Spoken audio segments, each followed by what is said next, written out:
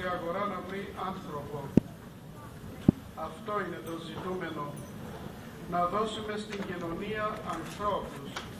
Ανθρώπους όπως τους θέλει η ελληνοορθόδοξη μας παράδοση.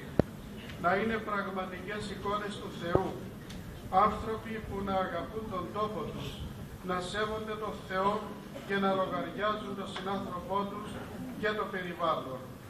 Άνθρωποι με αίσθημα ευθύνης που να μπορούν να ζουν και να συμβιώνουν ευτυχισμένοι με όλους τους νόμιμους κατοίκους αυτού του τόπου.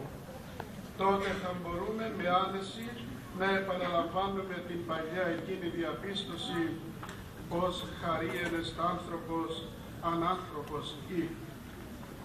Αυτό είναι το αίτημα των καιρών μας, γιατί ο πλανήτης μας υποφέρει σήμερα από πληθώρα προβλημάτων.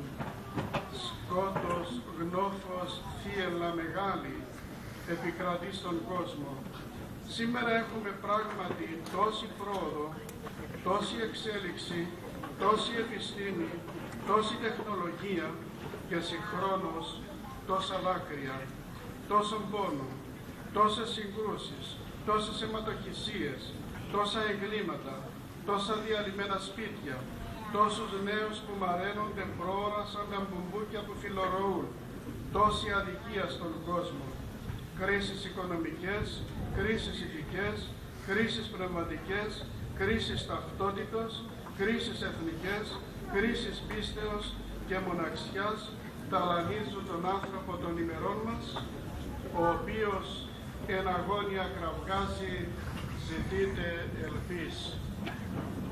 Αλλά η ελπίδα βρίσκεται μόνο στο Θεό και στη σωστή παιδεία.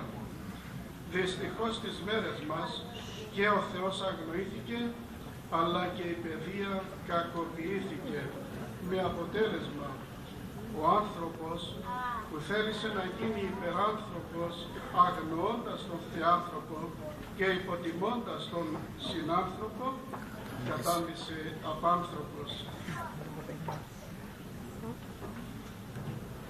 Για να μην καταχρεστώ τον πολύτιμο